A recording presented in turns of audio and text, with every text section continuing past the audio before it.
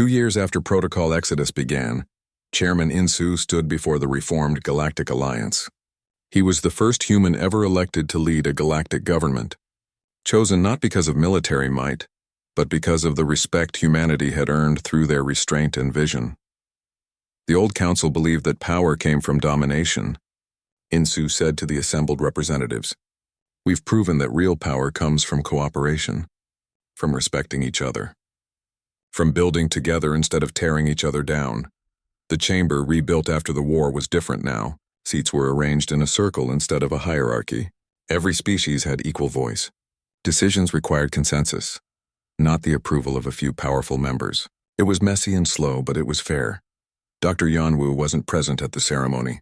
She was far from civilization, exploring ancient ruins on a dead world in the galactic core. Her archaeological team had been searching for clues about the precursor civilizations that existed before the current galactic species evolved. What they found changed everything. "Doctor, you need to see this," her assistant called from deeper in the ruins. "We've translated the central archive." Yanwu rushed to join him. The chamber walls were covered in writing from a civilization that had died 50,000 years ago. As she read the translation, her blood ran cold. The precursor species had been remarkably similar to humans. Innovative, adaptable, quick to anger but also quick to forgive. They had spread across the galaxy, building a civilization that made the current council look primitive by comparison. Then they had destroyed themselves. The records were clear. Internal conflicts had escalated. Different factions had developed increasingly powerful weapons. Eventually, someone had used a weapon that couldn't be controlled. Entire star systems had been sterilized. Billions had died. The precursor civilization had collapsed, leaving behind only ruins and warnings. "This is why they feared us," Yanwu whispered. "The council species, somewhere in their genetic memory, passed down through millions of years of evolution. They remembered what happened the last time a species like humanity existed." She contacted Chairman Insu immediately. "You need to see this. All the galactic leaders need to see this." Elder historian Taquar of the Korean Commonwealth helped translate the final passages of the precursor records. He was old even by his species' long-lived standards. He had studied galactic history for 2 centuries, but this was the first time he truly understood it. "My people have ancient stories," Taquar said to Yanwu. "Legends of a great calamity, a species that could create or destroy on an unimaginable scale. We always thought they were myths, children's stories, but they were memories. Warnings passed down through so many generations that they became distorted." The Council's fear of humanity wasn't just prejudice, Yanwu realized. It was instinct. Survival instinct from their distant ancestors. Yes, but instinct isn't wisdom. Fear isn't understanding. Taquar looked at the ancient warnings on the walls. The precursors destroyed themselves because they couldn't control their nature. They had the power of gods but the temperament of children. That's what our ancestors feared. That's what they tried to prevent by keeping humanity weak. "But we're not the precursors," Yanwu said. "We proved that. We had the power to destroy the Council completely. We chose not to." Taquar nodded slowly. "Perhaps that's the difference. Perhaps that's why this time can be different. You had the opportunity for revenge and chose justice instead. You had the power to conquer and chose to cooperate. Maybe humanity learned from history that the precursors never knew." The revelation was presented to the reformed Galactic Alliance. Every species learned the truth about why they had feared humans. The fear wasn't baseless, but it also wasn't destiny. Humanity had the potential to be dangerous, but they also had the wisdom to choose peace.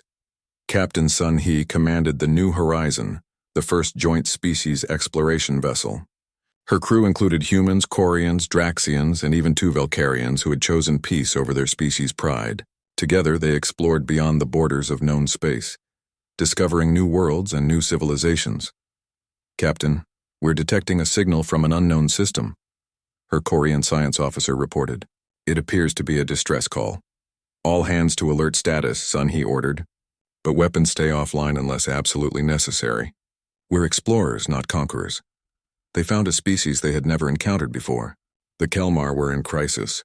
Their sun was dying faster than their scientists had predicted. They had maybe a decade before their homeworld became uninhabitable. They had no faster-than-light travel, no way to evacuate their population. "We can help them," Sun He said. Dr. Bora's terraforming technology. We can find them a new world and make it habitable. Her Valkyrian tactical officer hesitated. Captain, these people have nothing to offer us. Helping them would cost significant resources with no return. Sun He looked at him steadily. Is that how you want the new galaxy to work? Only helping people who can pay? The Valkyrian lowered his eyes. No, Captain. That's how the old council worked. We're supposed to be better. Then we help them. No payment required except their friendship. The New Horizons stayed for 8 months, helping the Kelmar evacuate to a new world. Dr. Bora's technology transformed a barren planet into something that could sustain life. When they finally left, the Kelmar joined the reformed Galactic Alliance, grateful for the mercy they had been shown. This is how we build something that lasts, Sun He told her crew. Not through conquest, through compassion.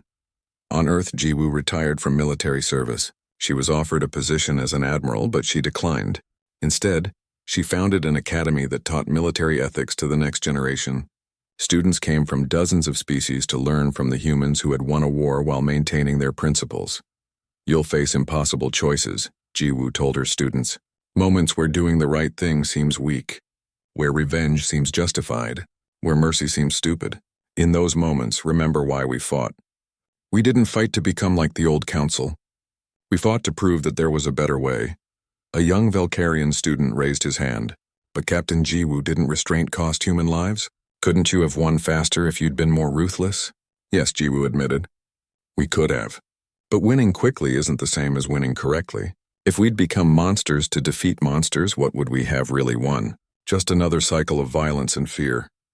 She looked around the classroom, seeing humans and aliens learning together, something that would have been impossible 3 years ago.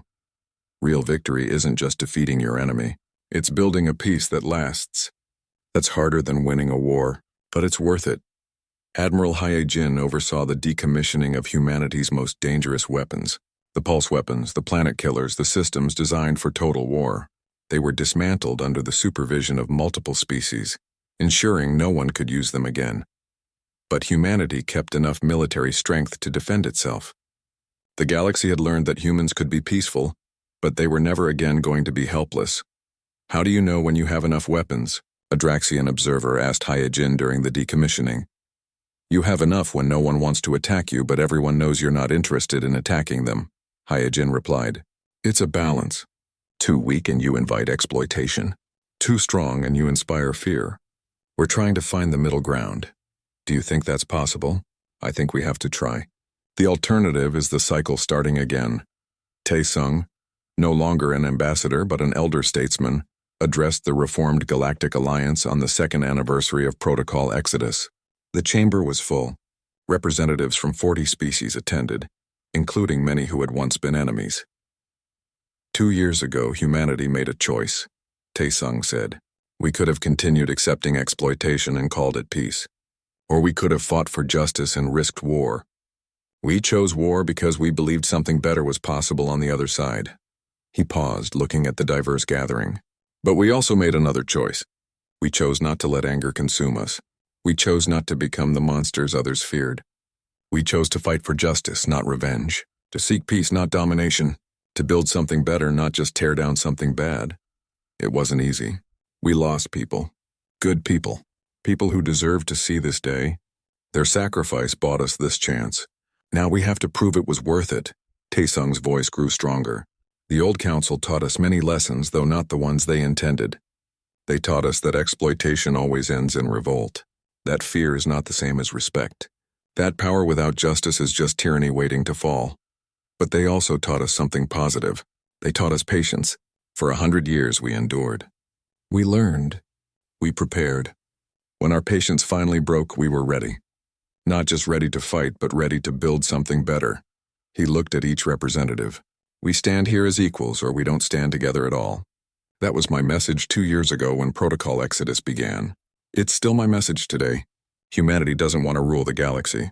We just want our place in it. A fair place, an equal place, and we want that for every species. The strong and the weak, the old civilizations and the new ones. Everyone deserves justice. Everyone deserves respect. 3 months after Protocol Exodus began, the galaxy looked completely different. The Galactic Council had shattered into fragments. Some species sought peace with humanity.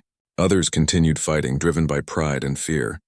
Several former council members were fighting their own civil wars as populations questioned leaders who had led them into this disaster. Ambassador Kyung-soo walked through what humans now called Free Station Prime. The station had become neutral territory, a place where species willing to negotiate could meet safely. Armed human marines still patrolled the corridors, but now they walked alongside Korean security forces and even some reformed Draxian peacekeepers. Councillor Mirage of the Korean Commonwealth waited in the negotiation chamber. She was the first council member to publicly admit that humanity had been treated unjustly. Her courage had cost her politically, but it had also opened a path to peace. Ambassador Kyung-soo, Mirage said, rising to greet him. Thank you for meeting with me. Thank you for having the courage to speak the truth, Kyung-soo replied. Your people could have continued the war. Instead, you chose honesty. Mirage's tentacles shifted, and what Kyung-soo had learned was a gesture of regret.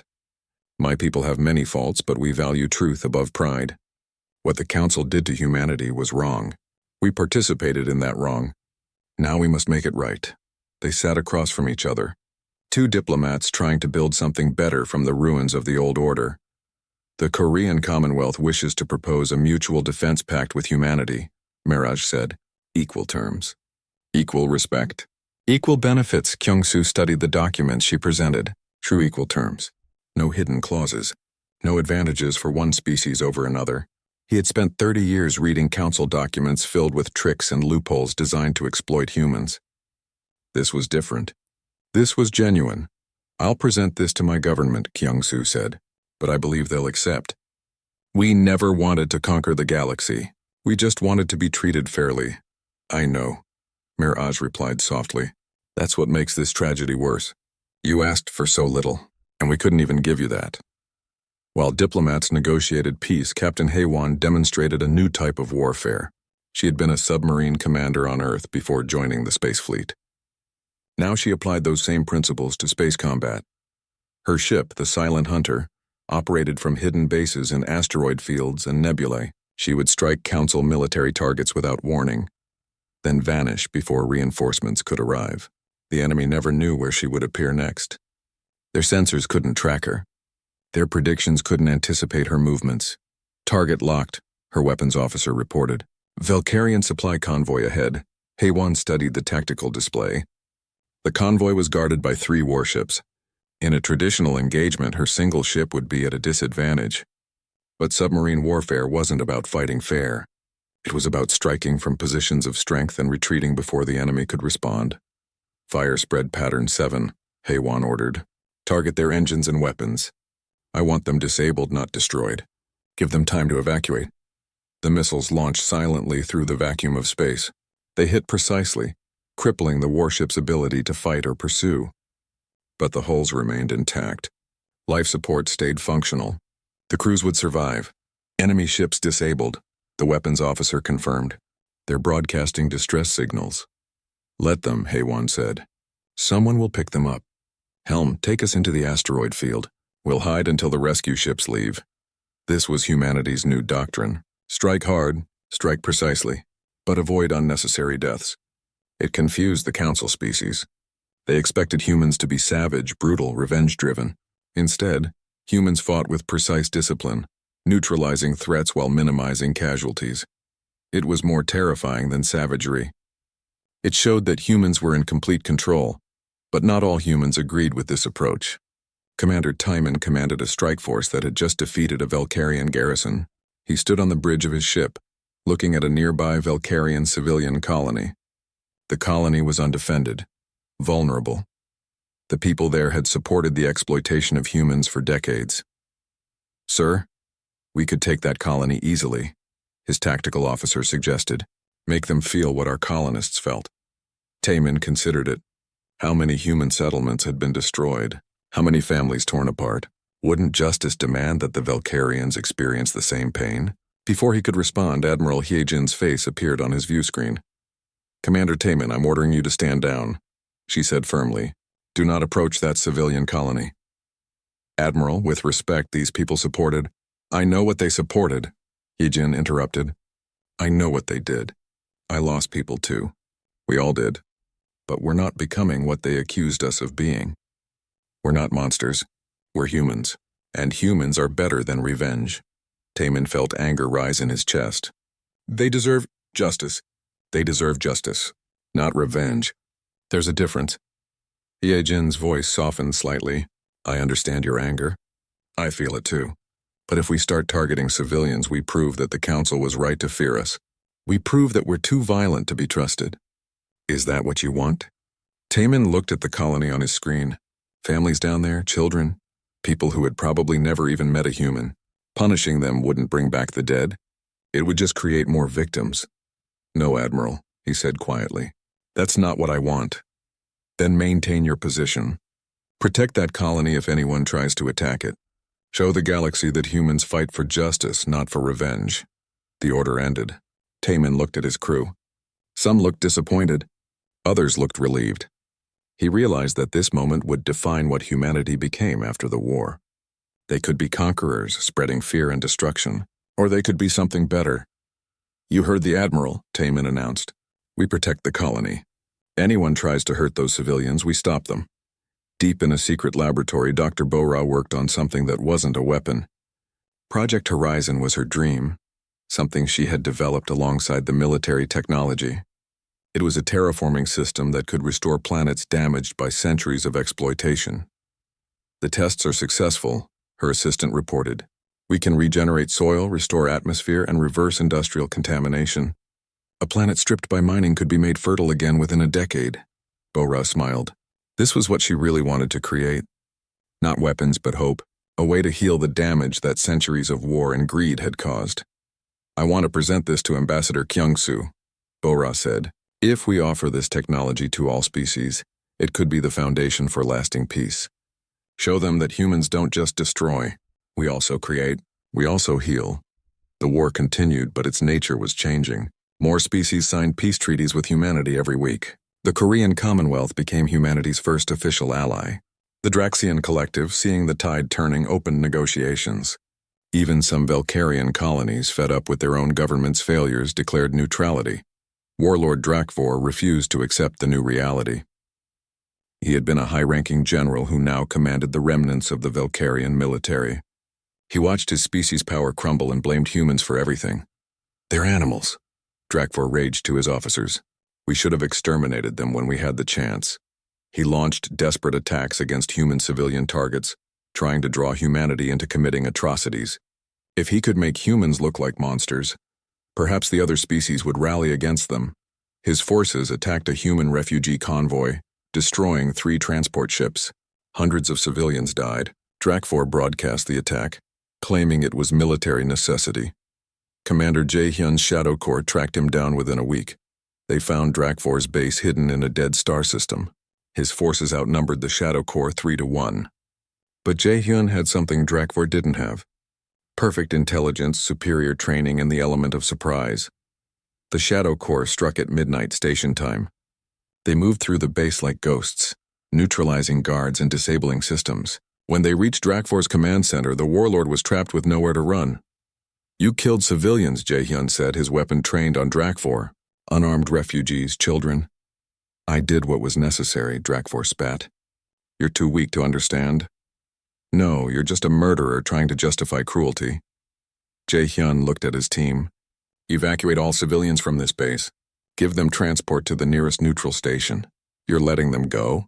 Drakvor asked, shocked. The civilians didn't attack us. They don't deserve to die because their leader is a monster. Jae-hyun moved closer to Drakvor. You, however, will stand trial for war crimes. The new galaxy we're building has laws, even for people like you. Drakvor laughed bitterly. Laws, trials. You sound like the old council. You'll become just like us eventually. No, Jae-hyun said firmly. We'll be better. That's the whole point. On Free Station Prime, Ambassador Kyung-soo stood before representatives of 15 different species. They had come to sign the Andromeda Accords, a new agreement based on equality and mutual respect. This document represents a new beginning, Kyung-soo said. The old council ruled through fear and exploitation. The Andromeda Accords offer something different. Fair trade. Dr. Bora floated in zero gravity, watching the final test of Project Ghostlight through reinforced glass. The facility was hidden deep in the Kuiper Belt, disguised as a water processing station. The Council had approved its construction 20 years ago without a second thought. Why would they care about humans processing ice in the outer reaches of the solar system? They never asked what else humans might be doing out here, far from prying eyes. Initiating pulse weapon test, her assistant announced over the intercom. Bora watched as the prototype weapon hummed to life. Energy gathered in its core, building to a crescendo. Then it released. A beam of compressed particles shot across the testing range and struck the target, a decommissioned satellite. The satellite didn't explode. It simply stopped existing, its molecules torn apart at the atomic level. Clean hit, the assistant confirmed. Zero radiation signature. No debris field. Target eliminated. Bora allowed herself a moment of satisfaction. The Council species had considered this type of weapon decades ago and abandoned it. Too unpredictable, they said. Too dangerous to the user. Too difficult to control. But humans had made it work.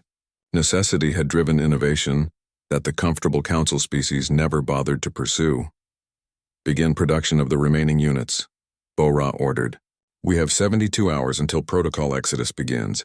I want every weapon system ready and loaded onto the designated ships. In the asteroid belt between Mars and Jupiter, Commander Jae-hyun reviewed the intelligence reports one final time. His Shadow Corps had been operating in secret for nearly 40 years, disguised as maintenance workers, repair technicians, and civilian contractors.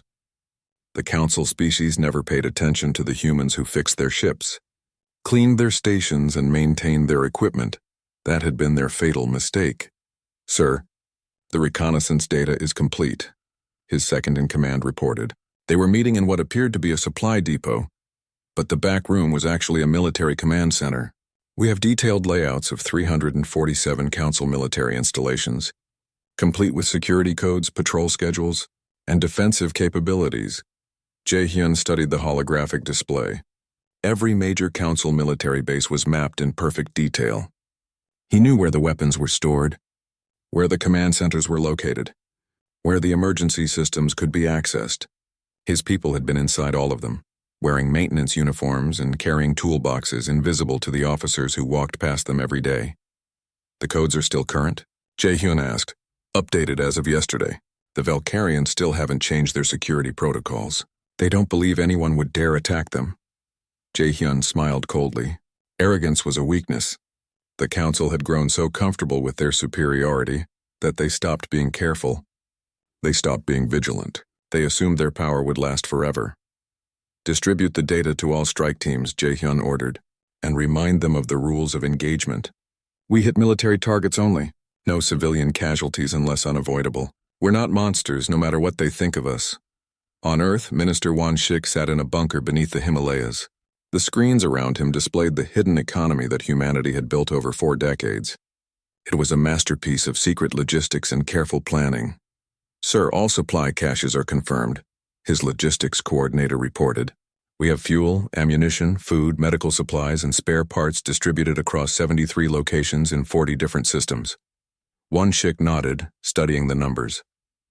For 40 years, humans had been skimming resources, a small percentage from every mining operation, supplies reported as lost in accidents that never actually happened, equipment purchased for maintenance that was actually being stockpiled for war. The Council's auditors had never noticed. Or perhaps they had noticed but dismissed it as typical human inefficiency. They never imagined humans were capable of such long-term planning. They saw humans as impulsive, emotional, short-sighted. That prejudice had blinded them to the truth. What about the civilian evacuation? Won-shik asked. Complete. Every human living in Council-controlled territory has been quietly moved to safe locations. They think they're attending training seminars, family gatherings, or job relocations. By the time protocol exodus begins, there won't be a single human civilian in enemy territory. Won-shik allowed himself a moment of relief. They had learned from history. The best way to lose a war was to leave your people vulnerable to retaliation. Every human child, every elderly citizen, every civilian who couldn't fight had been moved to safety. The Council would have no hostages. In the outer colonies, young Mi guided her freighter through the shipping lanes. To anyone watching, She was just another human cargo hauler transporting supplies between mining stations. The council monitors had stopped inspecting her ship years ago. Routine traffic. Nothing interesting. They never looked in her cargo hold. If they had, they would have found 300 Marines in cryogenic suspension, along with enough weapons and equipment to assault a space station. "Captain, we're approaching the rendezvous point," her co-pilot announced. Young Mai checked her instruments. Around her, other freighters were converging on the same location. To traffic control, it would look like a normal gathering of cargo ships. But each vessel carried hidden troops, concealed weapons, and orders to strike when protocol exodus began. "Maintain course," young Mi ordered, "and activate the passive sensors. I want to know if anyone's paying attention to us." The sensors remained quiet. No one was watching. The council had grown so used to seeing human ships that they had stopped noticing them at all. Humans were part of the background, as common and unremarkable as asteroids. That would change very soon. Back on Station Prime, Tae-sung attended another council session. He filed another petition, knowing it would be denied. He bowed when protocol demanded it. He smiled when he was supposed to smile. He played the role of the patient diplomat perfectly. But this time, he knew it was the last time. After the session ended, he met with Captain Jiwoo in a secure location. The room was swept for listening devices every hour. Not that it mattered anymore. In 60 hours, secrecy would no longer be necessary. "The fleet is ready," Jiwoo told him. "Every ship is in position, disguised as routine patrol vessels or civilian transports. We can strike anywhere in the galaxy within hours. Dr. Bora confirms all weapons are operational," Tae-sung added. "The pulse cannons, the electromagnetic disruptors, the quantum missiles. Everything we've developed in secret for 40 years. Jiwoo looked at him carefully. "Are you ready for this? Once we begin, there's no going back. The galaxy will never see us the same way again." Tae-sung thought about that. For 30 years, he had represented humanity as harmless, patient, willing to negotiate. After Protocol Exodus, that image would be destroyed forever. The galaxy would see humans as warriors, as conquerors, as something to be feared. "Good," Tae-sung said. "Let them fear us. Fear is better than contempt. Fear means they'll think twice before exploiting us again." Admiral Hyejin stood on the bridge of her flagship, watching Earth rotate below. The Home Defense Fleet was conducting what appeared to be routine training exercises. But every ship was fully armed, every crew was at battle readiness, and every captain knew their targets. "Admiral, we're receiving coded transmissions from all sectors," her communications officer reported. "All strike forces report ready. All supply lines are secure. All civilian evacuations are complete. We are ready to execute Protocol Exodus on your command." Hyejin felt the weight of the moment. In a few hours, she would give the order that would change human history forever. They would stop being victims. They would stop being servants. They would become what the Council had always feared they might be. But she also felt something else. Hope. For 100 years, humans had endured. They had survived. They had planned. They had prepared. Now finally they would act. "Send a message to all commanders," Hyejin ordered. "Protocol Exodus begins in 60 hours. Until then, maintain normal operations. Let them think nothing has changed. Let them remain comfortable and arrogant. When we strike, I want them to be completely surprised."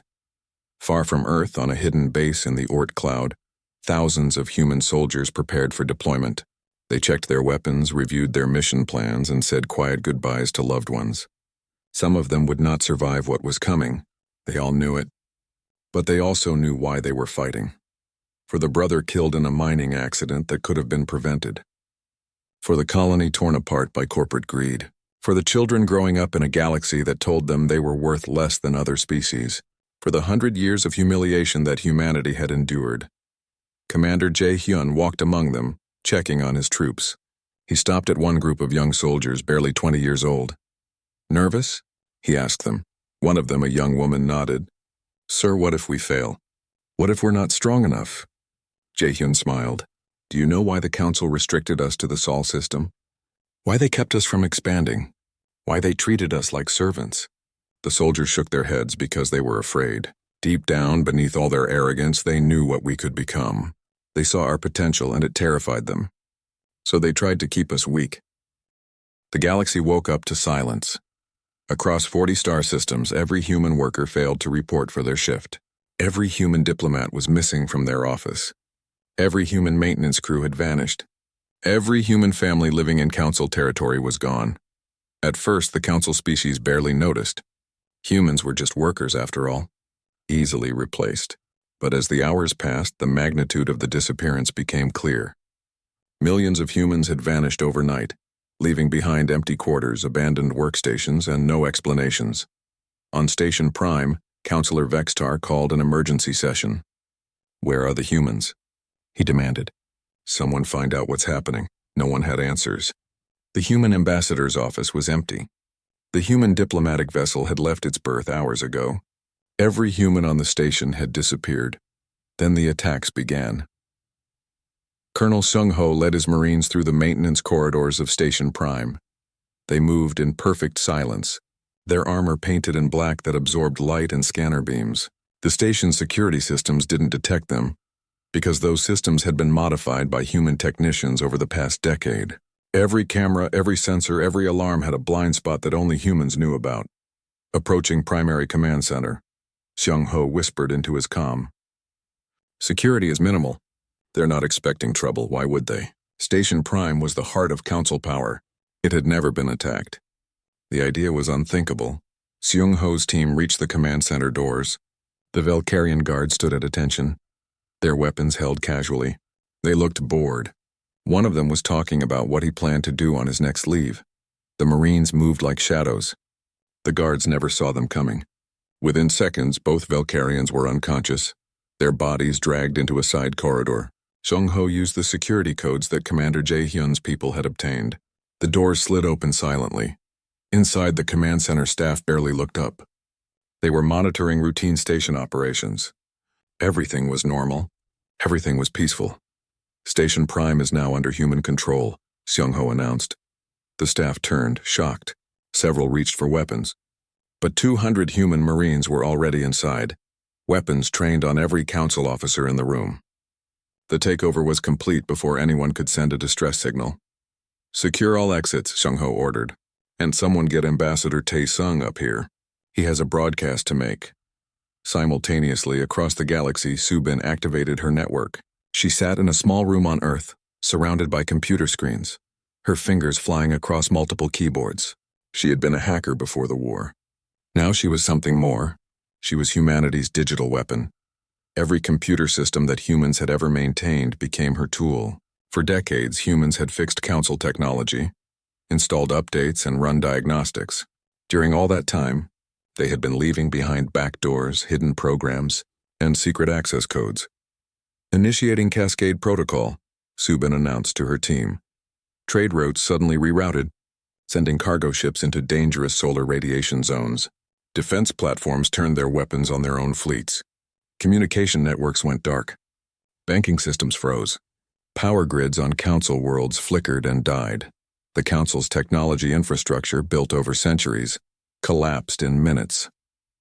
And at the heart of every failure was a human technician's hidden code. Waiting patiently for this moment, at Proxima B, Admiral Hyojin's fleet dropped out of faster-than-light travel directly over the Draxian mining colonies. The same colonies that had been built on land stolen from human settlers. The same colonies where Draxian corporations had forced 2,000 human families to relocate. The Draxian defense forces scrambled to respond, but their systems were already compromised. Their weapons wouldn't fire. Their shields wouldn't activate. Their communications were jammed. Admiral Hyojin opened a channel to the planet below. "This is Admiral Hyojin of Earth's fleet. You have 6 hours to evacuate this planet. Take only what you can carry. Leave everything else. Your corporation stole this land from human settlers. We're taking it back." "You can't do this," the Draxian governor stammered. "This is an act of war. The Council can try to stop us," Hyojin interrupted. 6 hours. After that, anyone still on the surface will be considered hostile. The Draxians evacuated. They had no choice. The human fleet orbiting their planet had weapons they had never seen before. Ships that appeared and disappeared from sensors, energy signatures that didn't match any known technology. Whatever humans had been building in secret, it was more advanced than anything the Council possessed.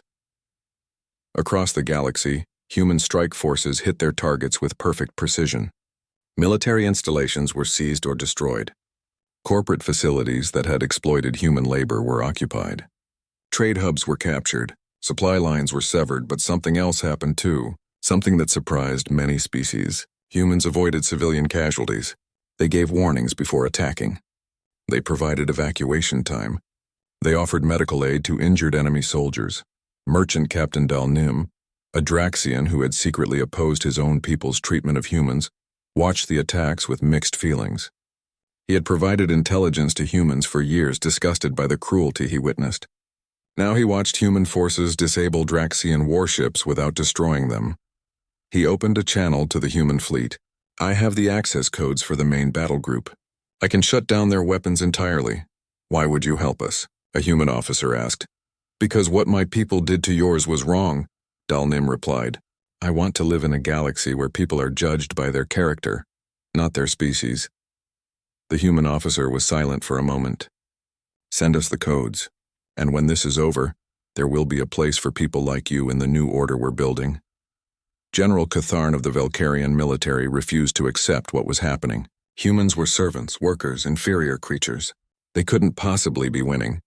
It had to be luck, surprise. It would be easy to crush them once the council organized properly. He gathered the Velcarian war fleet and launched a counterattack against Earth itself. If humans wanted war, he would give them war. He would destroy their homeworld and remind every human in the galaxy why they should fear the council. The Velcarian fleet arrived at Earth expecting to find a poorly defended planet. Instead, they found Admiral Hyojin's home defense fleet waiting for them. "All ships, weapons free," Hyojin ordered calmly. "Show them what we've been building." The battle lasted 20 minutes. Human ships moved with impossible agility, using engines that shouldn't exist. Weapons tore through Velcarian shields like they weren't there. Missiles appeared from nowhere, launched from stealth positions the Velcarians couldn't detect. It wasn't a battle. It was a massacre. General Catharn watched his fleet die around him. His flagship's shields failed. His weapon systems went offline. His engines stopped responding. Through his view screen, he saw a human warship approaching, its weapons charged and ready. "How?" Catharn transmitted. "How do you have this technology?" Captain Jiwoo's face appeared on his screen. She was the one commanding the ship that had disabled his flagship. "You kept us restricted to one star system for 100 years. You thought that would keep us weak. You never considered that it gave us time to develop technology you were too comfortable to innovate. You stopped evolving, General." "We never did." "This is impossible," Catharn whispered. "No. This is what happens when you underestimate humans." Jiwoo's ship fired a single shot, not at Catharn's ship, but at the escape pods launching from the dying Velcarian vessels. No, wait, she was protecting them. Human ships were escorting the escape pods to safety, making sure survivors reached rescue ships. Catharn realized the truth then. Humans weren't trying to commit genocide. They were fighting a war, but they were being careful about it. They could have destroyed his entire fleet with all hands. Instead, they had disabled the ships and protected the survivors. That was somehow more terrifying than total destruction. On Station Prime, Taesung stood in the command center, surrounded by human marines. The station's communication system had been modified to broadcast across the entire galaxy. Every council world would hear his message. Every species would watch. "For 100 years we asked for fairness," Taesung said, his voice calm but filled with steel. "For 100 years we filed petitions, attended council sessions, and negotiated in good faith. We followed your rules. We respected your laws. We tried to earn our place as equals." He paused, looking directly into the camera. "You responded with exploitation, with contempt, with cruelty. You took our resources and paid us nothing. You destroyed our colonies when you wanted our land. You killed our workers when profit was more important than safety. You treated us like servants and expected us to be grateful for the privilege." Across the galaxy, billions watched, some in fear, some in shock, some in growing understanding of what they had done. "Today humanity stops asking," Taesung continued. "We're done begging for the respect we should have been given from the start. We're done accepting exploitation and calling it fair trade. We're done being the galaxy's laborers while others grow wealthy from our work." He leaned forward. "You taught us that patience was weakness, that diplomacy was useless. Tae-sung stood before the Galactic Council for the 47th time in his career. The chamber was massive, built to accommodate hundreds of different species, each one believing themselves superior to the others. But they all agreed on one thing. Humans belonged at the bottom. The human delegation requests fair pricing for titanium exports, Tae-sung said, keeping his voice steady. He had practiced this speech for weeks. Behind him, holographic displays showed charts and data proving that humans received only a fraction of what other species got for the same materials. Counselor Vextar clicked his mandibles in what passed for laughter among the Valkyrians. His insectoid body shifted in the floating seat designed for his species. Ambassador Tae-sung, we have reviewed your petition. The current prices reflect the quality of human extraction methods. Perhaps if your species invested in better technology, you would receive better compensation. Tae-sung felt his jaw tighten. The Valkyrians had prohibited humans from purchasing advanced mining equipment. Every human request to buy better technology was denied, delayed, or priced so high it became impossible. They kept humans using outdated methods, then punished them for not being efficient. We have submitted requests to purchase Valkyrian mining systems 43 times, Tae-sung replied. All were denied. Perhaps your species should develop your own technology, High Merchant Thulran added from across the chamber. The Draxian's three eyes glimmered with amusement. His species controlled most trade routes in the galaxy. Innovation is rewarded in the free market. Free market. The words made Tae-sung want to laugh. There was nothing free about a market where humans were banned from major trade lanes, where their ships were searched and delayed at every checkpoint, where their colonies were relocated whenever another species decided they wanted the land. The petition is denied, Vextar announced. We will revisit human trade concerns in another cycle. Another cycle meant another year. Another year of exploitation. Another year of watching human miners die in accidents that could be prevented with better equipment. Another year of human colonies barely surviving while alien corporations extracted wealth from human worlds. Tae-sung bowed, as protocol demanded. He walked out of the council chamber with his head high, but inside he felt the weight of 100 years of humiliation. 100 years since humanity had joined the Galactic Council, full of hope and excitement. 100 years of being treated like servants, laborers, and second-class citizens. On board the human diplomatic vessel Eternal Dawn, Captain Jiwoo watched the council proceedings through the video feed. She stood on the bridge, her hands clasped behind her back, her face expressionless. But her crew knew that look. They had seen it before, usually right before she made a decision that changed everything. They denied it again. Her first officer said quietly. Jiwoo nodded. She thought about her brother. He had died 5 years ago in a Valkyrian mining operation near the asteroid belt. A solar flare had been detected. Protocol said all workers should evacuate immediately, but the Valkyrian supervisor had refused to stop operations. Losing 6 hours of mining time was unacceptable to him. The flare had killed 17 human workers, including her brother. The Valkyrian supervisor received a formal reprimand. He was transferred to a different facility with the same pay. No punishment. No justice. Just 17 families destroyed because human lives were worth less than 6 hours of mining quotas. Captain, we're receiving a transmission from Mars Command, the communications officer announced. Jiwoo walked to the command chair. Put Admiral Hye-jin through. The view screen shifted to show a woman in her 50s, wearing the dark blue uniform of Earth's home defense fleet. Admiral Hye-jin looked tired. She always looked tired these days, Captain Jiwoo. I assume you watched the council session, the Admiral said. I did. Then you know they denied us again. Hye-jin paused, glancing at something off-screen. I just received word from Proxima B. The Draxian Collective is relocating our colony. Again, they found rare minerals under the settlement. 2,000 families have to leave within 30 days. Jiwoo felt her control slip for just a moment. That's the 4th colony this decade. 5th, Hye-jin corrected. And it won't be the last. Not unless something changes. The Admiral's eyes locked with Jiwoo's through the screen. I've been authorized to inform you that Protocol Exodus has been approved by Earth's Governing Council. Jiwoo stood very still. Protocol Exodus. They had whispered about it for years. Planned for it. Hoped they would never need it, but also prepared for the day they would. When? Jiwoo asked. Soon, very soon. You'll receive detailed orders within the week. For now, maintain normal operations. Let them think nothing has changed. The transmission ended. Jiwoo looked around her bridge. Her crew had heard everything. They were all veterans. All people who had lost someone to the Council's exploitation. They knew what Protocol Exodus meant. Maintain current course, Jiwoo ordered. And send a message to Ambassador Taesung. Tell him we need to meet privately. On Mars, Admiral Hee-jin walked through the command center of humanity's home defense fleet.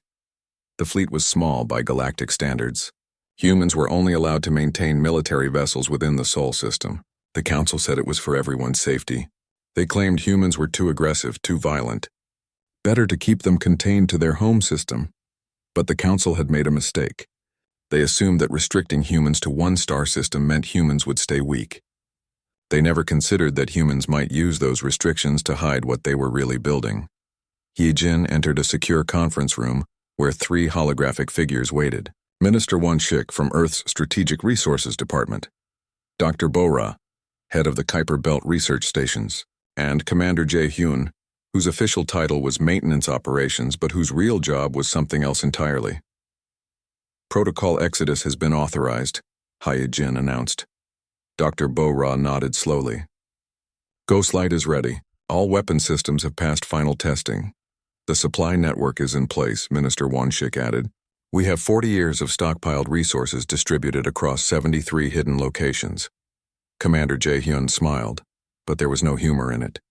Shadow Corps has mapped every Council military installation, every trade hub, every strategic target. We've been working as their maintenance crews for decades. They never paid attention to the humans fixing their equipment. They never wondered why we always volunteered for the difficult repair jobs. Then we're ready, Hee-jin said. She felt a strange mix of emotions. Relief, fear, excitement, grief for what was about to happen, but most of all, determination. For 100 years, we tried their way. We followed their rules. We asked nicely. We petitioned. We negotiated. We bowed and we smiled and we accepted every insult, every exploitation, every death. She looked at each of them. No more, we tried peace. They gave us war. They just didn't realize it yet. That evening, Taesung sat in his quarters on Station Prime, the massive space station that served as the Council's headquarters. A message waited on his secure terminal, encrypted with codes that changed every hour. He opened it and read the single line. Protocol Exodus authorized. Initiation in 72 hours. He had spent 30 years as a diplomat. 30 years of bowing to species that treated him like a servant. 30 years of filing petitions that were ignored.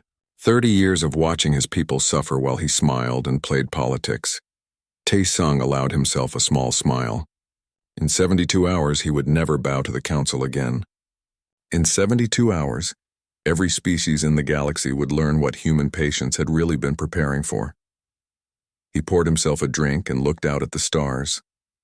Somewhere out there, millions of humans were receiving similar messages. Soldiers moving into position, supply ships changing course, hackers preparing their programs, Marines checking their weapons. The Council thought they knew what humans were capable of. They thought they had seen human anger, human violence, human determination. They had no idea. For 100 years, humans had shown restraint. Soon they would see what happened when that restraint ended. Taesung raised his glass to the stars. To Protocol Exodus, he said quietly, and to the galaxy that's about to learn what happens when humanity stops asking for fairness and starts taking it.